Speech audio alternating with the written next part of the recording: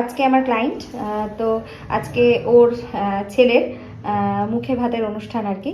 তো আমি চলে এসেছি বাড়ির কাছেই আর কি। তো ওর নাম রিমা, ও আমার ছোটোবেলার ক্লাসমেট এবং একই পাড়ারই বলতে পারো, খুব ভালো আর কি চেনা জানা। তো ওর কাছে জানতে চাইছিলাম যে তুমি কীরকম লুক চাও আর কি, যদি একটু বলো। আমি তোমার মেকআপ দেখেছি, হ্যাঁ, তারপর অনলি জলপাইগুড়িতেও আমি দেখেছি তুমি আমার সাথে পড়ো, মানে ক্লাসমেট থাকাতেও আমি তোমার অনলি জলপাইগুড়িতে দেখে তোমাকে বুক করছি আমি।